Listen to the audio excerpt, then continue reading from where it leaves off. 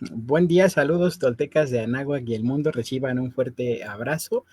Tenemos el gusto de estar aquí hoy día 25 de diciembre del año 2021 para realizar lo que corresponde a pues esta charla que va a tratar sobre lo que es el solsticio de invierno y Kinam, también una de las prácticas pues más importantes que les invitamos a practicar, que les invitamos a desarrollar y a conocerse, a adentrarse, y pues para ello, pues bueno, tendremos aquí justamente a Frank Díaz. ¿Qué tal, Frank? ¿Cómo estás? Hola compañeros, ¿cómo están? Yo pues aquí aguantando la gripa y pues para adelante a disposición de ustedes.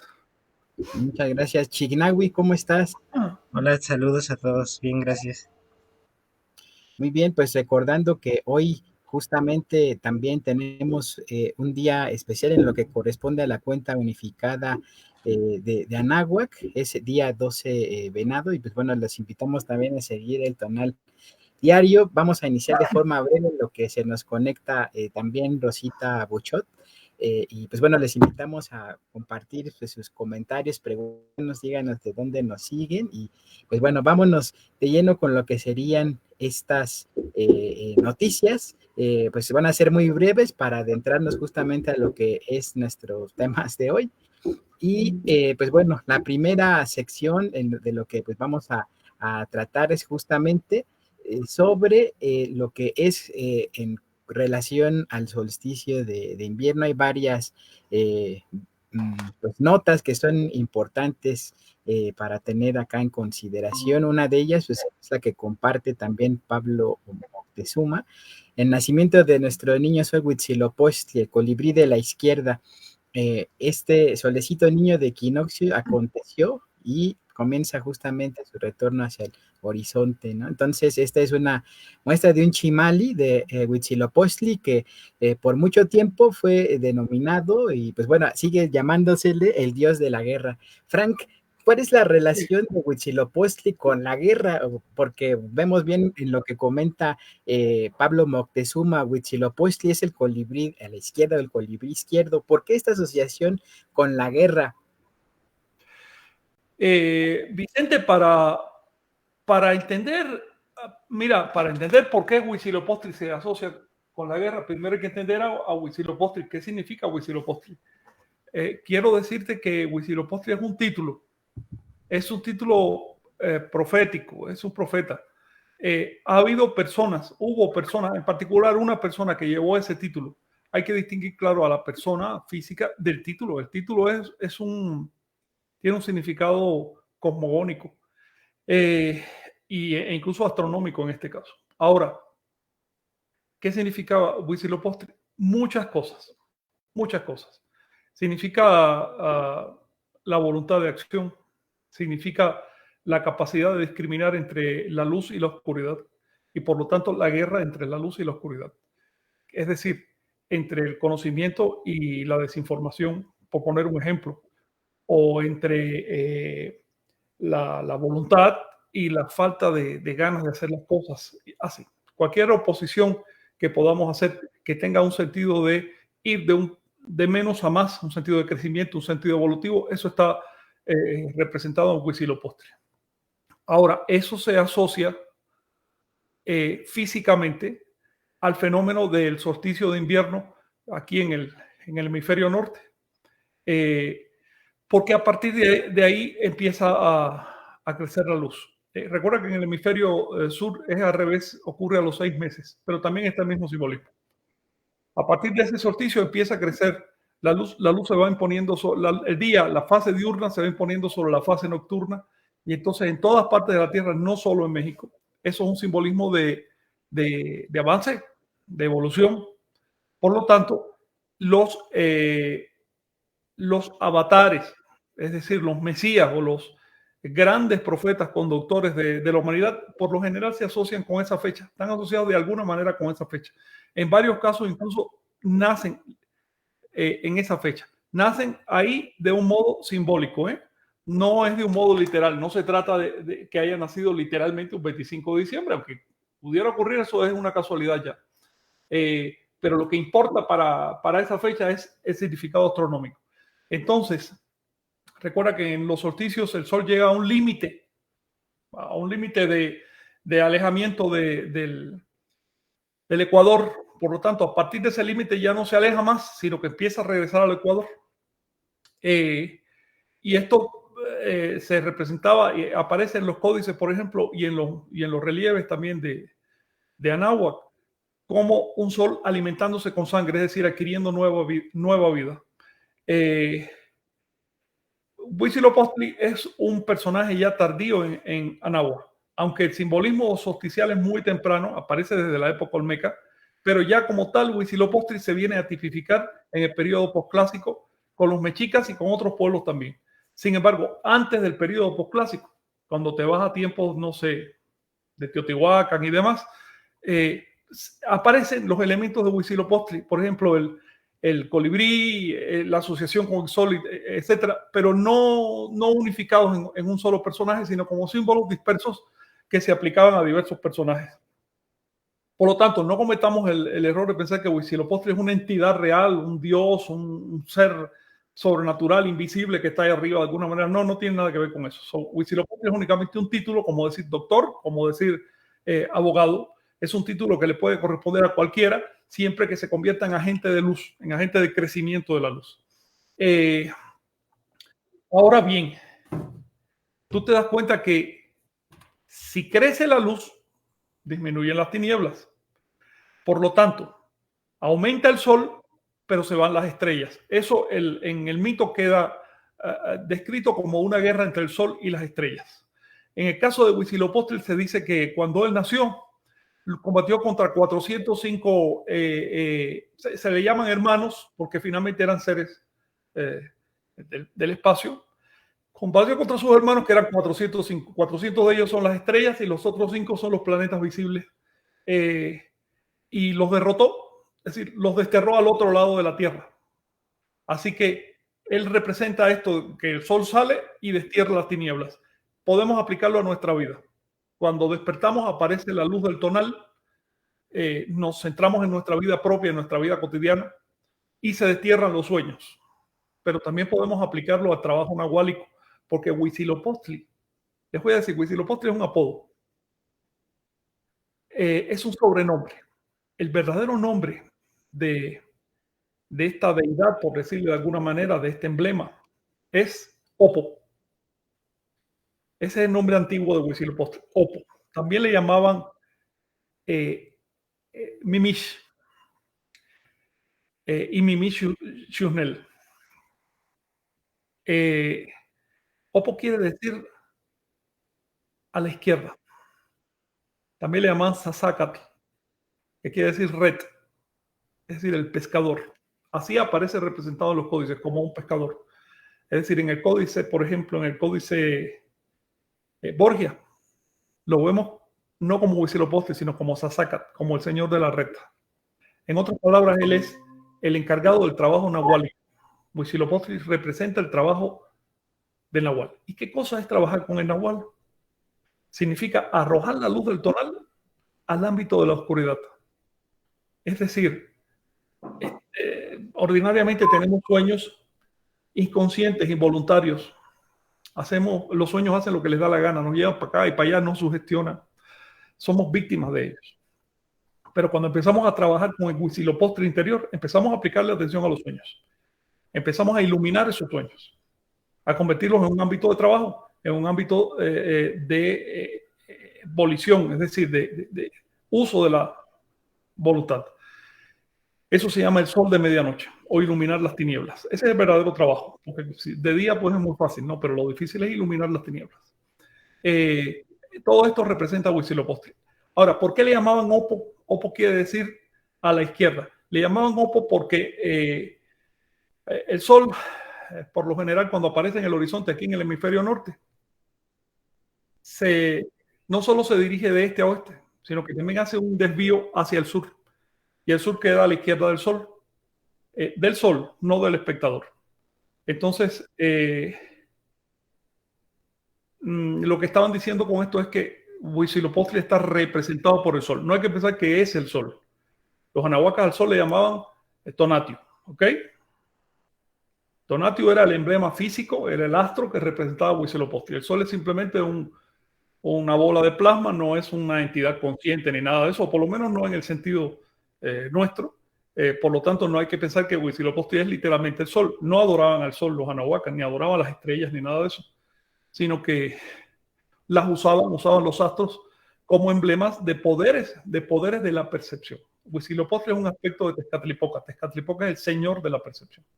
Hay otra cosa interesante que les quiero decir. Este simbolismo no solo aparece aquí, de hecho aparece en toda la Tierra. Y no solo con los emblemas de las estrellas y el sol y la lucha, sino incluso con los números propios de Mesoamérica. A aquellos de ustedes que han leído la Biblia, la guerra del profeta Elías contra los sacerdotes de Baal, recuerden que cuando Elías, ustedes saben, Elías significa Helios. Helios es el nombre griego del sol. Así que Elías es el sol. Y por eso la Biblia dice que se fue para el cielo en un carro de fuego y demás. Hombre, es una manera primitiva de hablar del sol, de la salida del sol. Él luchó contra los 400 sacerdotes de Baal. Los sacerdotes de Baal representan las estrellas o los poderes de la oscuridad, o la inercia, la ignorancia. Y a todos los quemó y desaparecieron. ¿Ves? Así que van a encontrar ese mito en otras partes de la Tierra, incluso con los mismos números. También si nos vamos, por ejemplo, al Popol Vuh, vamos a ver la lucha entre el profeta y los 400 jóvenes que representan las estrellas, la oscuridad. Esto nos indica el hecho de que ese número 400, que es de origen vigesimal, aparezca en el Viejo Mundo. Nos dice no que el mito del Viejo Mundo haya sido importado de México, sino que tanto los mitos que aparecen en América como los que aparecen en el Viejo Mundo tienen un origen común. Y este origen es muy antiguo, muy antiguo.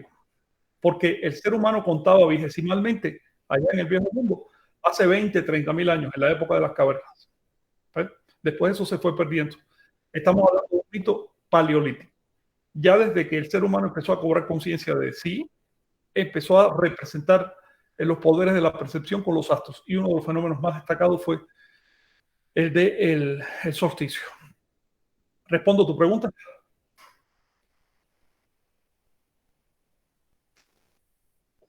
Okay. El micrófono de Vicente, ahí está. Sí, ya estábamos activándolo. Y pues bueno, gracias Frank, porque pues, nos das orientación en ese aspecto. Y para cerrar, también dar la bienvenida a Rosita Buchot, que ya anda por acá. Rosita, ¿cómo estás? Muy buen día. Hola a todos. Hoy batallé para entrar, pero creo que estamos en una nueva plataforma y parece que no la tenía descargada por eso. Bien, el tema es que acabo de entrar. La pregunta que contestó Frank fue, ¿cuál? Huitzilopochtli, tenías algunas preguntas acerca de la Navidad, ¿verdad, Rosita? Si gustas, aprovechamos. Mira, pues es que si te echas así las postales que sacan, hoy nació Zoroastro, o sea, nacieron los avatares, los Cristos, los Quetzalcóatl, todos nacieron en esta fecha. Y luego dices, cuando estudian, no, pues Jesús, el Cristo no pudo haber nacido en esta fecha porque no podían haber estado en invierno, o sea, otras señales te dicen, no, pues seguro nació él en septiembre, pero no en diciembre, y a final de cuentas van colocando a los avatares, a los grandes iluminados en estas fechas como nacimiento y hacen grandes fiestas a ese nacimiento que, pues por lo que está comentando Frank, pues es un inicio de una ceremonia cósmica del sol, de ese movimiento, y pues cuántos Quetzalcóatl, no es que físicamente haya nacido, porque esa relación, también nuestro Quetzalcóatl nació en esta fecha, o por qué los están acomodando por esa cosmovisión. Esa es la pregunta.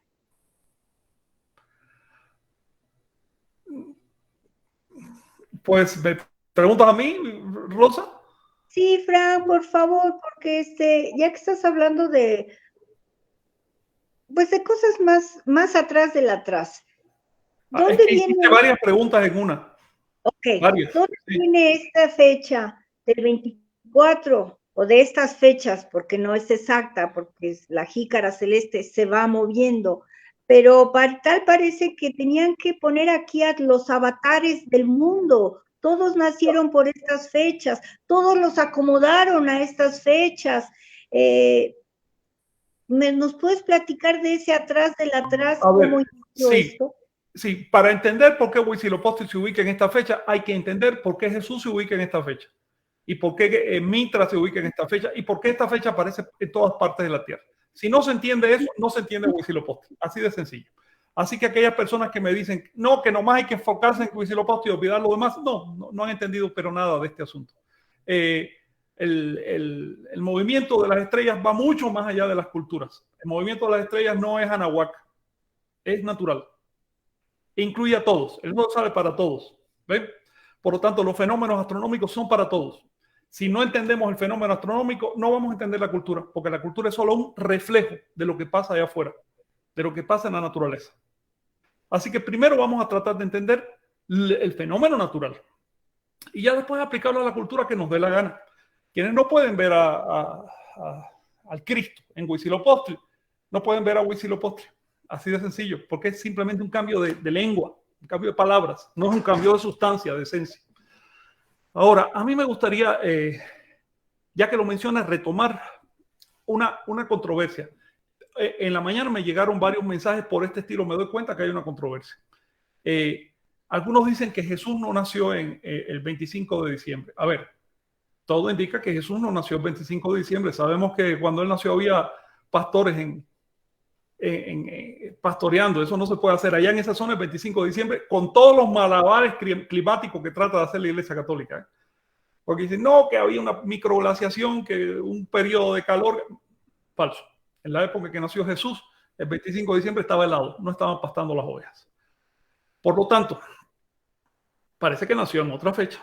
Ahora, ¿cuándo nació Cristo? ¿O cuándo nace Cristo? Y sigue naciendo y seguirá naciendo Cristo. 25 de diciembre. ¿Ven? Hay que distinguir. Que tú digas el doctor Juan Pérez no significa que Juan Pérez es el único doctor de la tierra y o que todos los doctores se llamen Juan Pérez. Hay que distinguir la persona del título. Por supuesto, la persona nació, sabe Dios cuándo. Ese dato no se conserva en la Biblia. Pero el título de Cristo, no es de esa persona. Se le aplicó a esa persona, pero ese título ya existía. Los griegos ya se lo aplicaban a los avatares de Hermes, que es Mercurio. Ya era, por ejemplo, la fecha natal de Mitra. Por supuesto que el Cristo, es decir, ese poder de renovación simbolizado por un árbol verde, etcétera, nace cuando renace el sol en el solsticio. Todo esto es un simbolismo. No quiero decir que en ese día literalmente nazca el Cristo, nazca el Quetzalcóatl. Esto es un simbolismo. Mira, si no aprendemos a distinguir los títulos de las personas, lo concreto de lo abstracto, nos vamos a perder en el simbolismo anahuaca, porque los anahuacas eran maestros de la abstracción. He visto muchos comentarios por el estilo de solo Huitzilopochtli, solo Mexica. ¿Sabes qué? Esa es idolatría cristiana. Le cambiaste de palabrita, pero sigue siendo la misma idolatría cristiana. Hay que desechar todo eso. Si queremos entender las cosas, tenemos que ir más allá de la idolatría y por lo tanto de la fijación, del apego a nombres, emblemas, signos, imágenes. Recuerden que en Anagua quemaban las imágenes cada 52 años.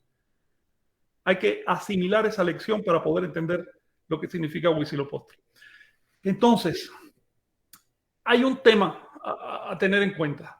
En realidad, la Navidad es un simbolismo universal, para empezar. Por lo tanto, nos aplica a todos. No se trata de adorar a un Huitzilopochtli allá afuera. Se trata de encontrar nuestra propia Navidad. Ahora bien, el hecho de que se llame Navidad y el hecho de que se asocie con el nacimiento, la natividad de Huitzilopochtli, nos indica que no se trata solo del Cristo, no se trata solo de Huitzilopochtli. Se trata del avatar y su madre. Así que el día del solsticio de invierno no solo es el día de Huitzilopochtli, es el día de Coatlicue. Huitzilopochtli es el hijo de Coatlicue. Sin ese par no vamos a entender el simbolismo. Se trata de la madre y el hijo. ¿Qué dice el mito mesoamericano? Que también es muy similar del viejo mundo. Dice que Coatlicue parió a Huitzilopochtli en forma virginal. Es decir, Huitzilopochtli no fue producto de una fecundación, sino que fue producto de la propia fuerza de Coatlicue. Ella se bastó para parir. ¿Qué significa esto? Recuerden ese detalle. Son dos, no es uno solo. En el acto del nacimiento de Huitzilopochtli, tú tienes que tener en cuenta a su madre, si no, no hay nacimiento. ¿Ves? Lo que se celebra es el nacimiento de Huitzilopochtli, no la existencia de Huitzilopochtli, sino su nacimiento, el acto natal. Por lo tanto, hay que entender a Coatlicue. Coatlicue significa falda de serpientes, así que el entretejido de serpientes representaba las corrientes de agua de los campos y por extensión toda la naturaleza. Coatlicue es la naturaleza, no en el sentido romántico de la nueva era, no en el sentido en que la consideramos hoy como una cosa bonita, no, en el sentido real. La naturaleza es ese ser que todo lo produce y todo se lo consume. Por eso representaban a Coatlicue con bocas en todo su cuerpo. Y por eso el hijo de Coatlicue es un guerrero que nace matando, no nace predicando la paz. ¿Okay? Nace con una espada. ¿Por qué el nacimiento virginal? ¿Por qué Huitzilopochtli no tiene padre, pero sí madre? ¿Por qué nace de una manera, vamos a decir, usando el lenguaje cristiano, inmaculado? ¿O por qué nace en condiciones sobrenaturales? ¿Qué significa esto? Mira, en los textos mayas, sobre todo, pero también en todos los textos de Anáhuac, en los textos sagrados, se le llama a la persona que se inicia en el conocimiento del Nahual, se le llama el huérfano, porque no tiene padres físicos, nació de sí mismo, nace de sí mismo, es un segundo nacimiento. Y este huérfano, este renacido, el que nace de sí mismo, que ya no nace de carne y sangre, sino que nace del espíritu, este huérfano es un andrógino. Andrógino quiere decir hermafrodita. Es decir, integra en sí mismo el tonal y el nahual. Eso que los griegos llamaban Hermes Afrodita, el hermafrodita. Es el masculino y el femenino en sí mismo. Esa media naranja que nos pasamos buscando fuera mientras éramos tonal, de pronto lo descubrimos en nosotros mismos y nos convertimos en tonal nahual. Es decir, que puede ir y venir al mundo del nahual. El que puede ser autoconsciente e incluso individual en ese mundo donde todo se disuelve en el sueño. Y por otro lado, el que puede traer ese mundo onírico a la vigilia para potenciarse, para usar sus recursos. De manera que Huitzilopochtli es el andrógino por excelencia. Y así se representaba, es decir, como un ser con tremendos potenciales. Por lo tanto, es hijo de una virgen. No necesita un padre físico. Se basta con su madre y es uno con su madre. De hecho, ni siquiera, según el mito, ni siquiera nació de manera natural, sino que rompió a su madre por la espalda para salir. Recuerda que en el simbolismo nahuaca, el nahual sale por la espalda y se proyecta por encima de la persona. Así que Huitzilopochtli es la versión activa masculina tonálica de la propia Coatlicue.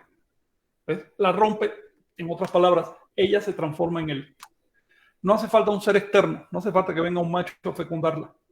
No hace falta que venga una mujer a casarse con Huitzilopochtli porque quiera. No, se bastan.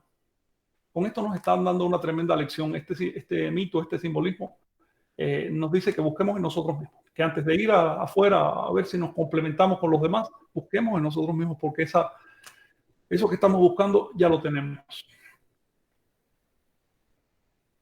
Muy bien, Frank, muchas gracias. Chignahui, ¿tienes ahí algunos comentarios de los toltecas y toltecas que nos siguen, por favor? Sí, hay varios, entonces voy a hacer un poquito rápido. Saludos a Rita Ortiz, que desde el inicio nos está siguiendo, ella desde Los Ángeles, California. Nos cuenta que también es conocido como Tongva. Auriel López desde Xilotepec en Nicaragua, Michelle Calderón desde Seattle, Achala Leitor de Anáhuac, que está desde Granada, España, Ricardo en Génesis desde Guadalajara, Fabián también que anda por acá, Alejandro R. Díaz desde Chiapas, Víctor Gallardo, Armando Castillo desde Tierra Solone, en San Francisco, California, también Martín Carrillo, que también nos comenta que escucha el podcast y que bueno, aprovecho para informarles que en enero comienza la nueva temporada de este podcast. Y pues también en un comentario, en una publicación, Berenice Garmedia nos preguntaba que por qué ahora habían cambiado, por ejemplo, en las fuentes se cita que en el, digamos, el solsticio de verano iniciaba en esta veintena de, ay, ¿cómo se llama? A ver, permítame, la estoy buscando. En Panquetzalistli, pero ahora no es Panquetzalistli. Entonces, ¿sí nos podrías explicar, Frank, qué pasó ahí? Porque ahorita está la veintena de Acahualo. Sí, mira, tendría que ponerme a revisar el calendario para eso. El solsticio cae cuando cae. Es independiente Sí. de calendarios humanos. Son los calendarios los que se ajustan. Para nosotros cae entre el 20, el 20 y pico de diciembre. Tengan en cuenta que una cosa es el solsticio astronómico y otra cosa es el visual. Es decir, que podemos a simple vista darnos cuenta que se cae unos días después. El solsticio es un momento que el sol se detiene aparentemente en el horizonte. Ya no avanza más hacia el norte o hacia el sur, sino que empieza a regresar de manera que no es un momento tan definido, por ejemplo, como los equinoccios. Los equinoccios ocurren un día, pero los solsticios demoran varios días. Eso ténganlo en cuenta. Tengan en cuenta también que hubo cambios en el calendario del juliano al gregoriano que omitieron días. Primero en 1582 se omitieron 10 días de un palo y después en 1700, 1800 y 1900 en cada uno de esos años se omitió un día, así que ya van 13 días de diferencia. Por lo tanto, las correlaciones astronómicas que se hacían en el siglo XVI, cuando llegaron los españoles, cambian en la fecha cristiana, no en la fecha anahuaca, cambian con respecto a la actualidad. Me estoy preguntando si tiene algo que ver con eso. Es un tema que habría que investigar. Quiero decirles que la asociación de Huitzilopochtli con el solsticio está firmemente expresada en las fuentes. Aparece en varios relieves, se describe en las crónicas. No es una cosa hipotética o una deducción. No, las crónicas dicen claramente que Huitzilopochtli estaba asociado al solsticio y también hay una estela y otras, hay varias, de hecho hay varias estelas y relieves que dicen el tonal, es decir, el día exacto. Y cuando nosotros leemos ese día en que nace Huitzilopochtli con arreglo a la ecuación de Tenochtitlan, nos cae en el solsticio de diciembre. Así que no hay duda ninguna sobre la fecha. Para la pregunta ¿quién preguntó esto? De Berenice. Yo voy a hablar con ella directamente porque la cosa requiere un análisis. De hecho, le dediqué un ensayo en un texto que escribí, pero se sale de este marco. Es algo que tiene que ver con calendárica. Por cierto, si un día quieren, podemos tratar el tema de calendárica. Aprovecho para decirles que Héctor está terminando ya un programa de tonales que va a distribuir libremente para poder saber la fecha natal y que ese programa va a tener también una dimensión astronómica que nos permite corroborar realmente la fecha del siglo XVI para salir de dudas. Así que el tema de calendario puede ser un buen tema para estos encuentros. Sí, muchas gracias. Pues también recordar, bueno, hoy Cheiknahui nos va a hacer un regalo para compartirlo acerca de lo que pues es el año, ¿verdad? Cheiknahui con sus respectivas fechas para que puedan seguir también la ecuación. Entonces, pues, bueno, ahí estén atentos, en breve se los hará llegar. ¿Puedes contarles, por favor, Cheiknahui? Sí, básicamente es el calendario, lo van a ver ahí publicado en las redes que manejamos. Y pues ya ahí pueden ya sea descargarlo e imprimirlo en formato tabloide o doble carta. Entonces, si nos están viendo, por ejemplo, los que están ahorita desde Estados Unidos, lo pueden mandar a imprimir y pues ya así pueden seguir la cuenta de los tonales, pero pues ahí lo van a ver en las redes. Y bueno, Sí, muchas aprovecho gracias. ahorita que estoy hablando para leer aquí a Aldo Chicahuac, que nos pregunta, dice, ¿qué opinión sobre las crónicas que señalan una suplantación de Huitzilopochtli en la figura de Quetzalcóatl? ¿Es Huitzilopochtli Quetzalcóatl, pero con otro nombre o desdoblamiento? Y bueno, aquí ya la que ya respondimos es ¿por qué Huitzilopochtli toma las festividades del nomen mencionado? Que Huitzilopochtli era Quetzalcóatl, lo interpretaban como una advocación de Quetzalcóatl. Recuerda que Quetzalcóatl no es una persona, es un título, y entonces Huitzilopochtli claramente lo decían. Es una expresión, una forma de Quetzalcóatl adaptada a los mexicas. Así como decir, Huitzilopochtli es nuestro Quetzalcóatl, más o menos como pensaban los mexicas. No hay una lucha entre ellos ni nada de eso. Es solamente adaptación, cambio de nombre. Recuerden que en Anáhuac no había dioses en el sentido que tienen los cristianos. Es decir, no es un ser fijo, inmutable, con un mismo nombre por todas las edades. No. Los nombres iban y venían, los símbolos cambiaban. Así que te vas a la época de Teotihuacán y ya no ves a Huitzilopochtli, ves a otros. Y los que ves allá no los ves aquí. Pero era la misma creencia, eran las mismas ideas sobre el universo. Es decir, no hay ningún conflicto entre Huitzilopochtli y Quetzalcóatl. La historia dice que el avatar de Huitzilopochtli, es decir, el profeta de Huitzilopochtli, estuvo en contacto, tuvo algo que ver con el profeta de Quetzalcóatl. Eso fue 5 siglos antes que llegaron los españoles. Pero es un tema que hay que tocar por sí porque es una historia muy rica. Fíjense que creo que como estamos a fin de año, el siguiente sábado creo que ya inicia el año, si estoy calculando bien.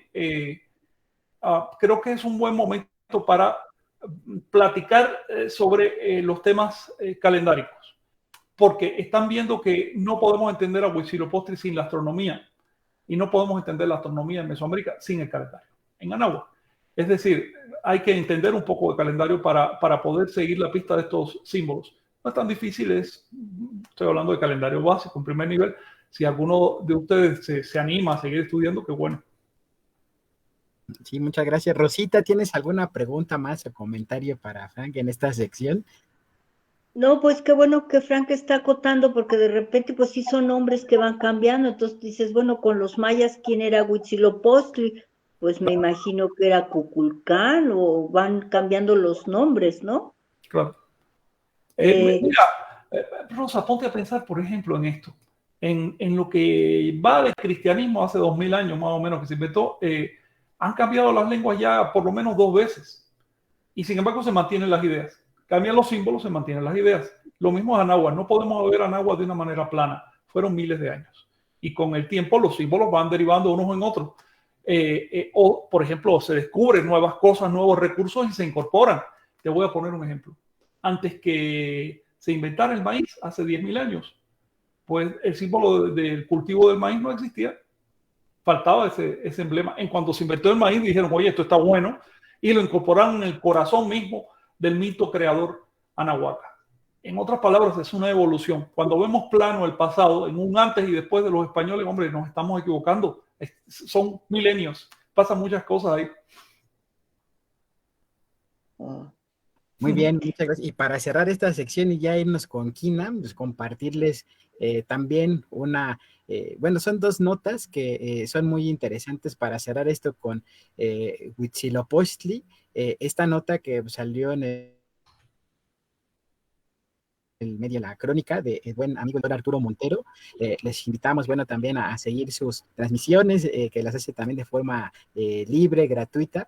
Y en este caso, pues él ha investigado, un arqueoastrónomo muy destacado, y pues se salió esta nota en días pasados acerca de la relación justamente del Cerro de la Estrella como punto de nacimiento, marcador del solsticio de invierno. Aquí vemos la silueta del Huizachtepetl o Cerro de la Estrella, y pues en la nota comenta acerca de los años en los que ha realizado las observaciones e identificó justamente que por la mañana del día martes 21 hace justamente esta observación. Y pues bueno, además de la pirámide o el templo que está en la parte superior, pues comenta que en la base de lo que sería el valle probablemente también había un observatorio muy importante que actualmente estaría en los territorios de lo que comprendería la calzada Ermita Iztapalapa y la calzada de la Viga en el pueblo originario de Mexicalcingo.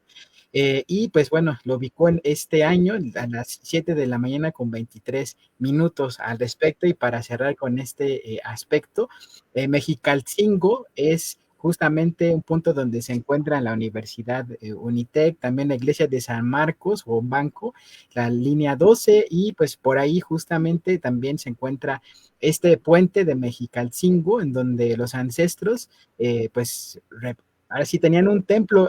Frank, tú nos comentabas que tuviste oportunidad de conocer ese basamento que está Sí, justamente en la base. ¿Qué nos podrías comentar acerca de esta nota del doctor Arturo Montero?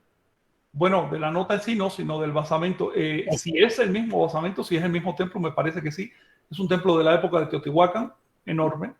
Que yo sepa no lo han excavado completo ni nada, pero sí lo vi cuando empezaban a hacer los sondeos de ese templo y es muy grande y es muy antiguo.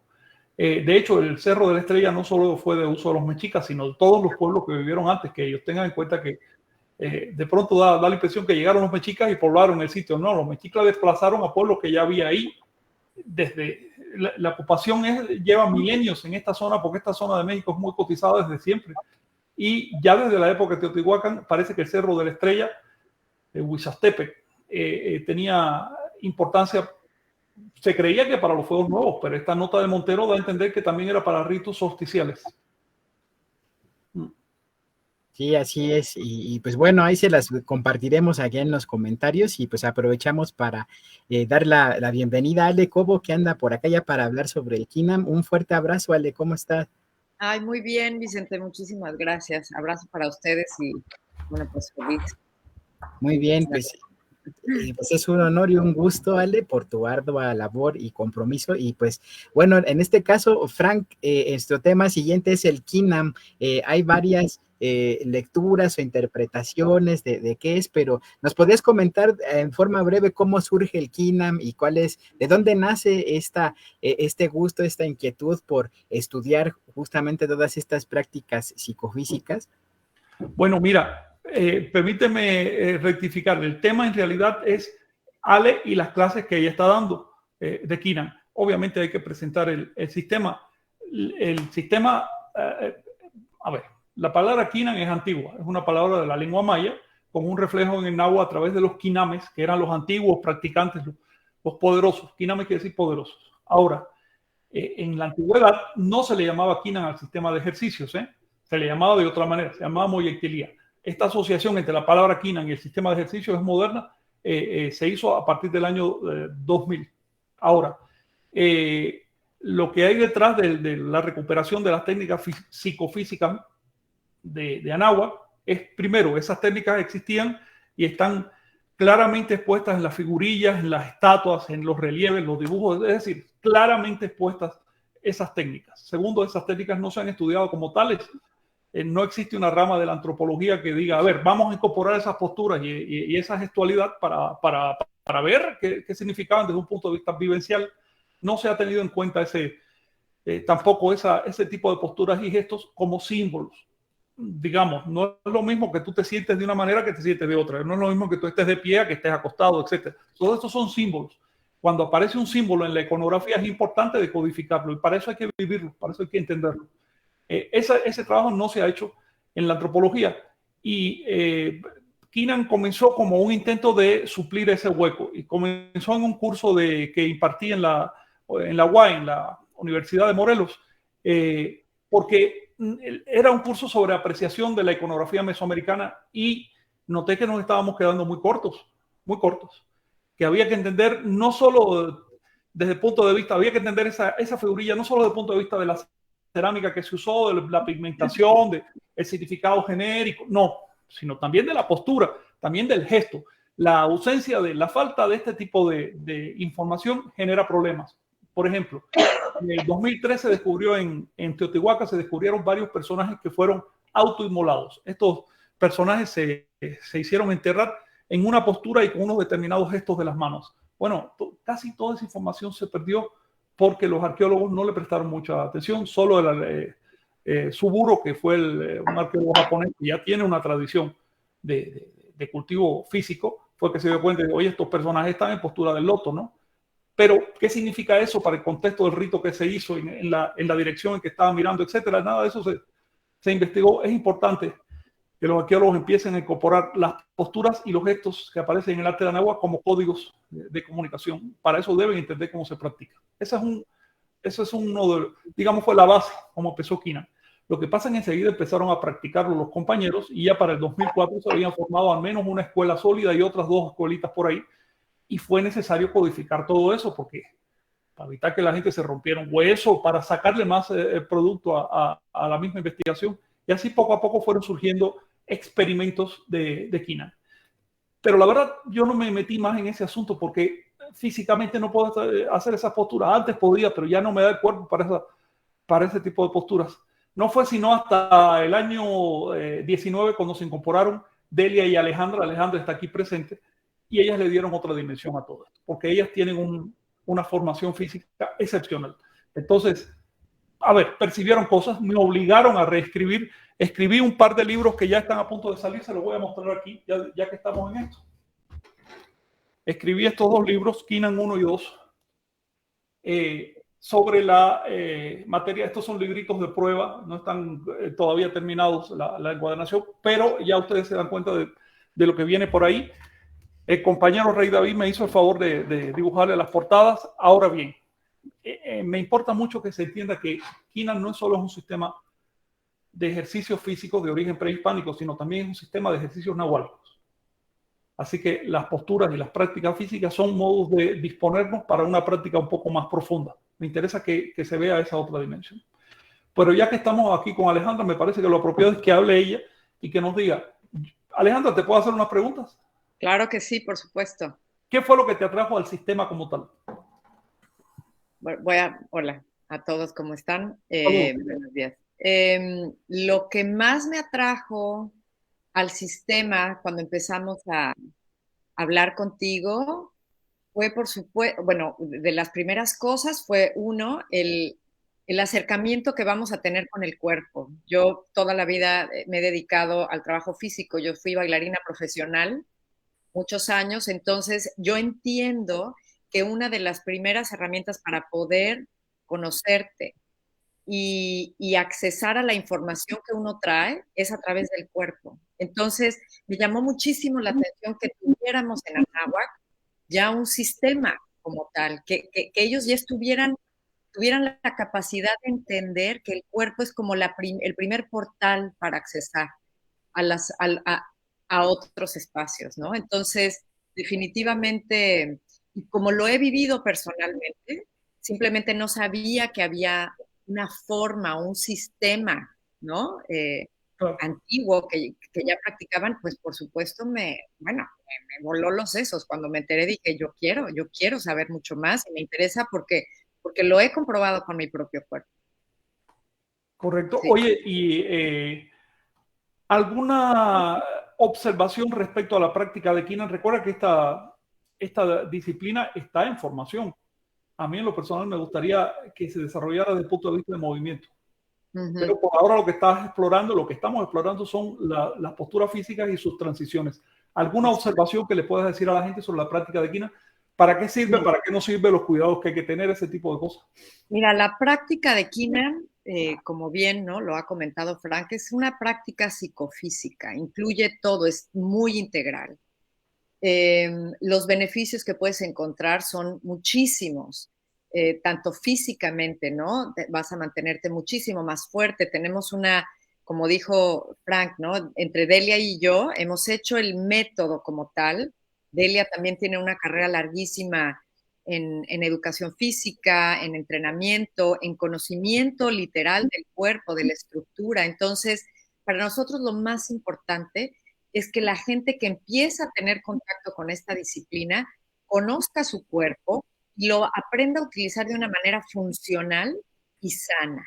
¿Para qué? Para que no se vayan a lastimar, para que al momento de entrar en posturas más complejas sepan cómo utilizar el cuerpo y puedan como sacarle el mayor provecho a la postura. porque suceden cosas, porque la energía del cuerpo se moviliza, porque tenemos experiencias, cada quien tendrá las suyas. Como decimos, esta es una práctica de experiencia propia, pero definitivamente suceden cosas en el cuerpo, ¿no?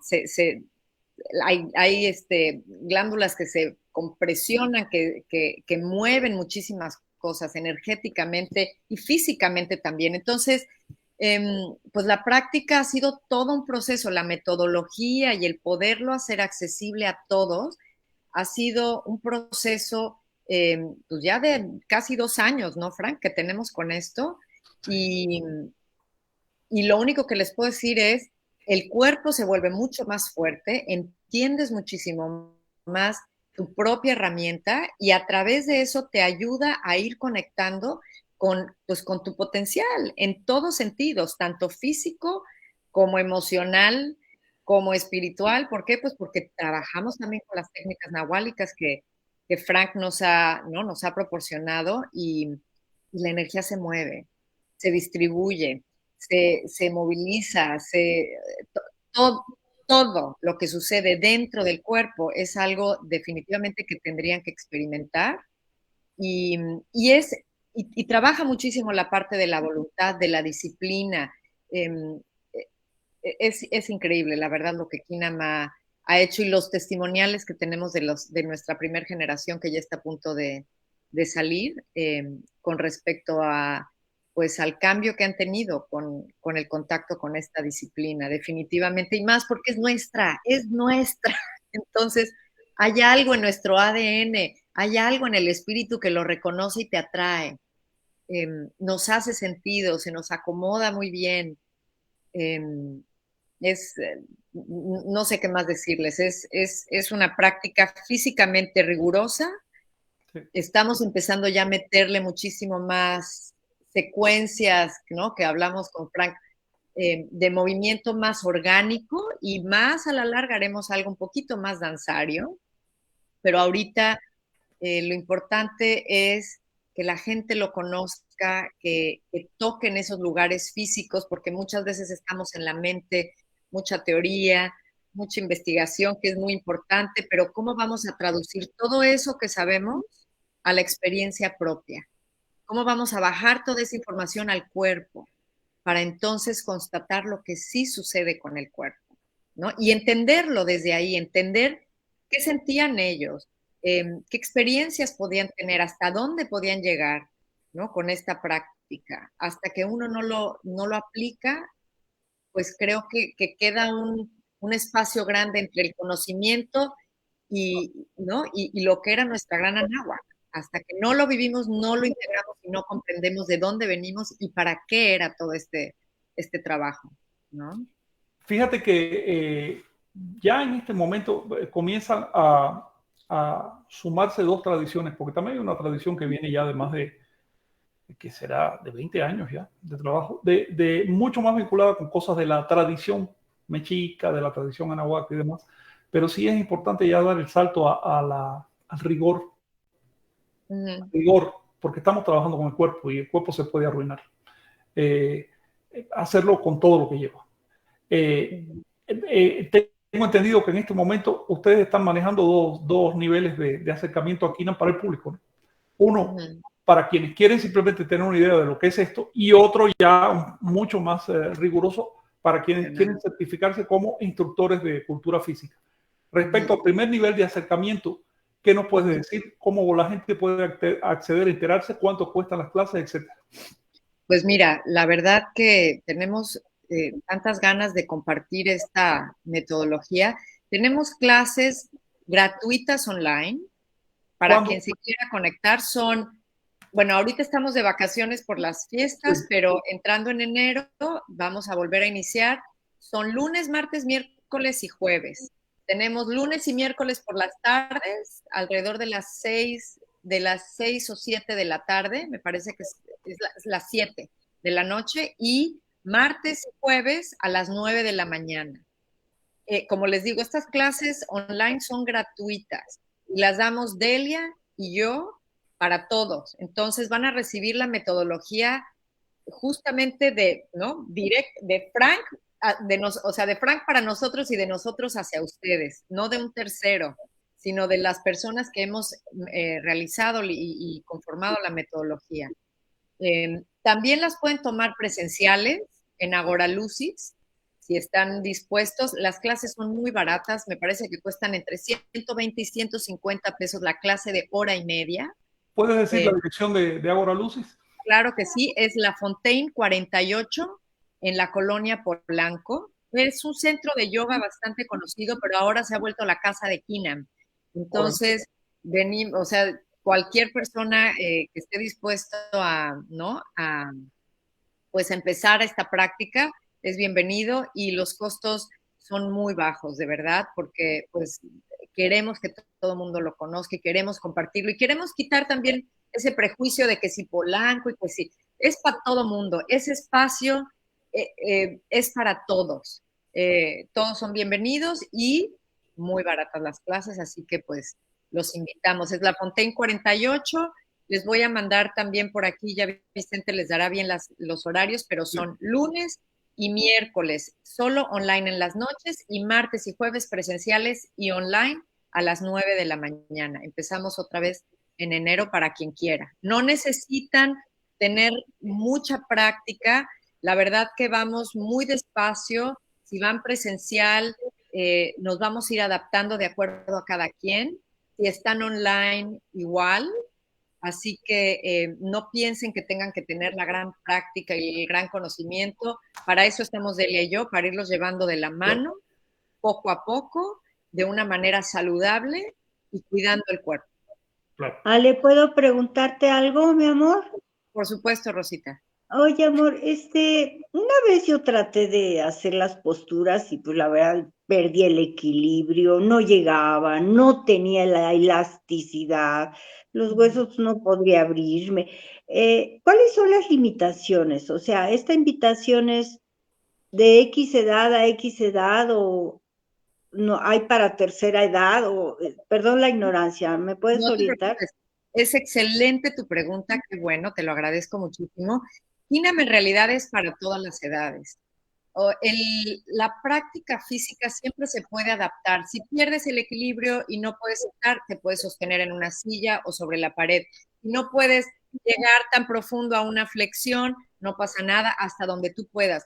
Lo importante no es llegar a ser, más bien copiar la postura. Lo importante es el proceso individual de cada quien durante la postura. Entonces, la energía se va a mover igual. Y tú te flexionas hasta el suelo o hasta donde tú puedes, lo importante es tu propia práctica, porque cada quien tiene un cuerpo diferente. Todos somos diferentes, no todos somos flexibles, no todos somos altos, todos tenemos diferentes estructuras óseas. Entonces, lo importante de KINAM es que aprendamos a ir, que vayamos conociendo nuestro cuerpo, porque esa es nuestra experiencia. No sé si estoy siendo clara. Entonces, claro, si van presencial es muchísimo, para mí yo gozo muchísimo tener a los alumnos ahí presencial porque puedo estar más cerca de ellos, puedo darles las indicaciones muchísimo más específicas para su cuerpo, con adaptaciones. Entonces, lo vuelvo a repetir, es para todas las edades, es para todos los tipos de cuerpo, no importa la edad que tú tengas, todo se adapta de acuerdo a lo que tú necesites, porque en realidad lo importante es la experiencia propia de la práctica. Muy bien, gracias. De nada, de nada. Oye, si me permiten, quisiera mencionarles algo. De hecho, me gustaría ver si podemos encontrar las condiciones físicas para en estos encuentros montar físicamente alguna postura, claro, o un conjunto de gestos o un movimiento, elementos, ¿no? A ver de qué manera podemos incorporarlos y hablar sobre eso desde el punto de vista terapéutico, desde el punto de vista simbólico, ya cultural y demás, histórico. Creo que el tema merece. Quiero insistir también en que lo que son los ejercicios físicos forman parte de, digamos, quienes están organizados en el esquema de los rumbos, en el esquema Anahuaca de los 4 rumbos y el centro. El rumbo del sur, que se llama Tonacayo, nuestro cuerpo físico, por supuesto involucra todo lo que es el desarrollo del cuerpo físico. Es eso que ordinariamente se llama KINAM, pero KINAM va más allá porque también tiene ejercicios para los otros rumbos. Y me gustaría también esa integración. A ver, esta postura, por ejemplo, te pongo un caso, cierta postura de loto te permite o te facilita el ejercicio de la meditación. Cierta postura te facilita el ejercicio del ensueño, el ejercicio de la recapitulación, el acecho, cosas así. Es decir, ese vínculo entre cuerpo y psiquis. A ver si la semana que viene platicamos un poco más de esto, ya con algún tipo de incluso inducción nahuálica, porque creo que el tema merece. Sí, Alejandra, si vas a estar, si puedes estar online, me gustaría hacerte algunas preguntas más específicas, quizás incluso hasta montar, claro, que la gente lo vea, ¿no? Que no, podamos... y los manas, que ahora que hemos introducido los manas en las posturas y en las meditaciones, es increíble. En toda la práctica hemos empezado a hacer todos los manas y la experiencia energética es muy distinta, se siente. Entonces, me parece muy importante y creo que sí, ir montando poquitas cosas, como dando una introducción para que la gente de una forma muy sencilla vaya sintiendo qué sucede con estas posturas, a lo mejor una, dos. Creo que es muy importante, Frank. Estoy completamente de acuerdo. Perfecto. Entonces, creo que puedo anunciar ya al público que la semana que viene vamos a tocar Quinan ya es un poquito más vivencial y vamos también a tratar técnicas nahuálicas asociadas. Esto es algo que a todos nos viene bien, a todos. Recuerden también una cosa, las posturas y los gestos de Quinan, todo esto que hacemos cuando vamos a la escuela y demás, es después para incorporarlo. Porque la escuela es solo para aprender técnicamente, pero hay que incorporarlo y hay que hacer algo con eso. El verdadero Quinan se practica en sueños. Hablaremos de ese asunto. Tenemos un invitado para la semana que viene que nos va a platicar de ese asunto. Y me da mucho gusto, Alejandra, que hayas estado acá y a ver si le dedicamos más atención al espacio físico. Porque me hubiera gustado, por ejemplo, la pregunta de Rosita pudo haberla hecho con alguna demostración. Como Rosita bailarina, tranquilamente pudo haber demostrado algo, ¿ves? Entonces, creo que merece más el tema. Me da mucho gusto que hayas estado acá y quédate con nosotros si quieres hasta que terminemos el programa. ¿Qué viene ahora, Vicente? Sí, muchas gracias. Pues nada más agradecer su participación a Ale Cubo, y pues bueno, Chignahuit, por ahí teníamos muchos comentarios. Si nos puedes, por favor, dar luz de lo que nos comentan, nos comparten las toltecas y los toltecas. Pues sí, tenemos varios y bueno, antes que nada mandar saludos a Daniela Palacios que está en Cancún, Dual Ramírez en Chocamán, Cacalo Coatl que también nos saluda, también hay un comentario de Armando Castillo que dice: recientemente adquirí el libro de Frank en inglés, The Gospel of the Toltecs, distribuido por Bird and Company en Rochester, Vermont. Dice que sí, esa distribución está aprobada por ti, Frank. Pues hace años que ya ya se acabó ese contrato con ellos, pero bueno, yo la verdad como no sé ni lo que están haciendo con esa literatura, quiero decirte que ese libro el que tú adquiriste es muy antiguo, en realidad es de los años 80. Ahora yo hace como 2 años hice una nueva versión, mucho más amplia, más actualizada, que se publicó con el nombre de El último avatar de los toltecas. Fue una insistencia de la editorial, no fue mi nombre, pero la editorial insistió en que se llamara así, bueno, así se llamó. Y ahí recojo la historia ya más ampliada. En los últimos 20, 30 años han aparecido muchos datos nuevos sobre la historia de Seaca Topilsi, el último avatar de Quetzalcóatl histórico. Entonces, ¿a dónde voy? Que vamos a tener que analizar todo esto de las versiones de libros que andan por ahí. Lo mismo ocurre con los libros de calendario. Me gustaría que hubiera las versiones más actualizadas para que el público tenga toda la información. Eso es lo que les puedo decir. Si quieren, dedicamos un día a trabajar un poco más este tema de los libros y la literatura. Me gustaría en particular, fíjense, ya que ayer se le entregó a los mayas la primera parte de la primera entrega de este libro. Es decir, se les entregó unos cuantos ejemplares de este libro y va a haber una segunda entrega dentro de unos días. Me gustaría que dedicáramos un tema a la literatura, cómo las personas pueden adquirir información, qué leer, porque es de las preguntas que más me hacen. ¿Cómo seguir investigando estas cosas? Sí, también. Bueno, ese libro que está impresionante, Frank. Pero bueno, también. Ya, órale. Sí. Y bueno, también Rita Ortiz le manda saludos a Ale Cobo, que está encantada con el Kinam y los machomanas que nos decía Ale, que bueno, traeremos más adelante. Y también Antonio Guadarrama nos pregunta si hay una forma específica de llamar el arte marcial tolteca y dónde se puede encontrar información.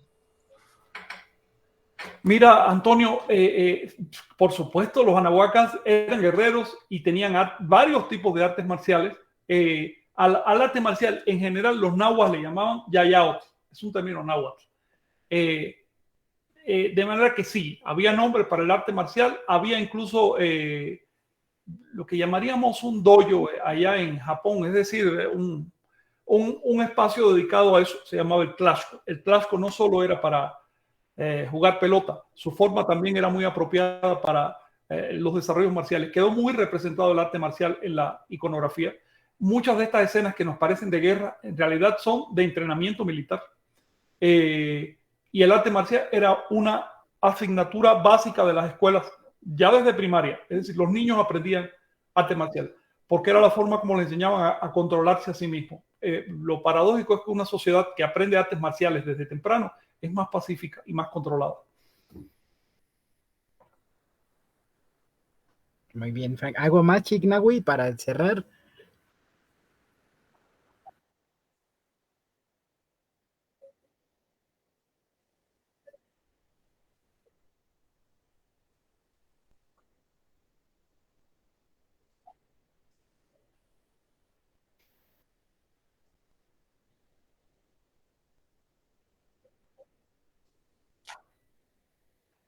Miren, la verdad yo recomiendo leer directamente la literatura anahuaca.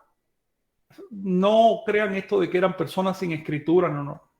Tenían escritura, tenían libros, tenían bibliotecas, tenían concepto de libro sagrado.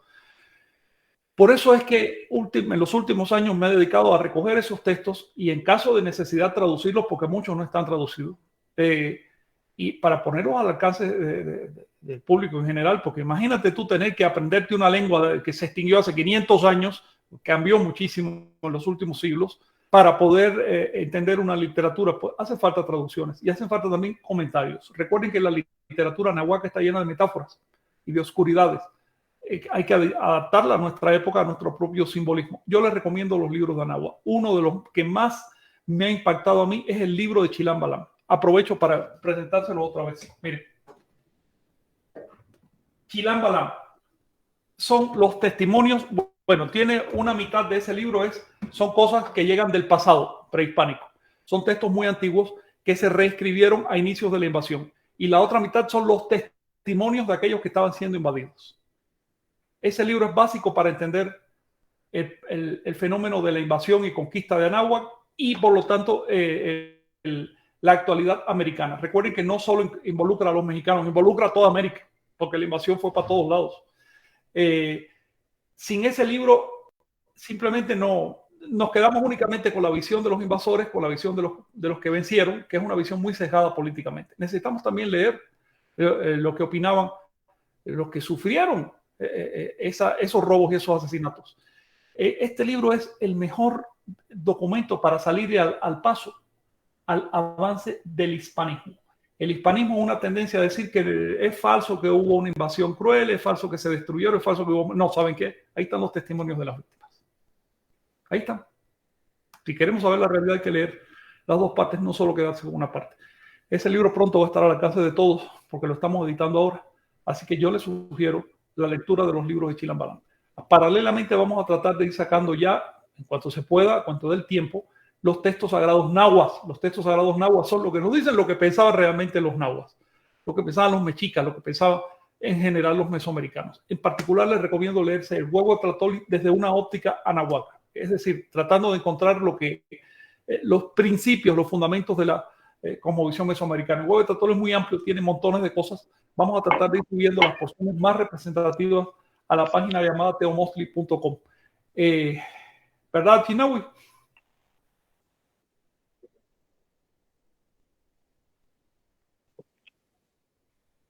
Sí. Avisaremos por esta vía. A medida que saquemos textos, vale la pena decirlo para que el público se entere, ¿no? Muy bien, pues con esto vamos a cerrar también bueno, a Rita la invitaremos pronto para acá para que nos comente sobre su experiencia. También a Noé, quien tuve la oportunidad de conocer allá en unos temazcales en Teotihuacán. Probablemente se abra también por allá algún espacio para realizar este tipo de prácticas asociadas al temazcal. Y también con Fabián, que en días anteriores también realizó unos eventos muy interesantes, ¿no? Con prácticas de Kinam y temazcal también. Les mandamos un fuerte abrazo y pues les recordamos, ¿no? Este espacio es para ustedes, sus preguntas, sus comentarios, aquí estaremos atentos también para darle seguimiento, así que de nuevo, pues Ale Cobo, algo para cerrar que nos quieras comentar. Pues volverlos a invitar, ¿no? Tenemos, como dijo Frank, las clases gratuitas online a muy buen precio presenciales y nuestra certificación, ¿no? Que empieza ya en febrero para cualquier persona interesada que quiera volverse un profesor de Kinam. Hay muchísimo campo de trabajo para esta nueva rama. Queremos darlo a conocer. Necesitamos un ejército de gente apasionada, ¿no? Sobre la toltequidad que quiera empezar a difundirlo, conocerlo, estudiarlo, pues para dar este regalo al mundo. Entonces, pues los acompaño. Gracias, Rita. Espero que... Una observación antes que te vayas, espérate, antes que te vayas, Alejandra. Me gustaría que volvieras aquí para hablar específicamente sobre el tema de la certificación, pero ya dentro de un tiempo, porque todavía hay cosas organizativas que definir. Para que la gente sepa qué va a obtener de eso, cómo puede trabajar, porque lo que le están dando a ustedes es un certificado de trabajo a la persona oficial. Entonces, a ver si después podemos platicar de nuevo sobre ese tema, ¿no? Claro que sí, feliz y pues muchísimas gracias por la invitación. Muchas gracias, Ale. Rosita, algo con que quieras compartir para cerrar. Muchas gracias. Pues preparar el terreno para la que sigue. Ya la siguiente sesión va a ser el Año Nuevo, entonces ojalá y pudiéramos trabajar algo sobre el Año Nuevo en Ahuaca, porque hay tantas confusiones, que si empieza en tal fecha, que si empieza en tal fecha, si había, pues sería lindo comentar sobre este tema. Y pues muchas gracias a todos, los quiero. Gracias, Rosita, un fuerte abrazo. Frank. Pues ratificar lo que dice Rosita, como estamos comenzando año, ya es tiempo de empezar a hablar de temas calendáricos y a ver si podemos hacer un programa especial cuando se acerque el Año Nuevo en Ahuaca. Recuerden, estamos diciendo Año Nuevo por usar un concepto occidental, pero en realidad el concepto en Ahuaca es diferente de Año Nuevo. Entonces, a ver si preparamos un programa especial sobre eso, ¿no? Sí, claro, pues estaremos allá avisándoles y pues muchas gracias, Frank Chignawi.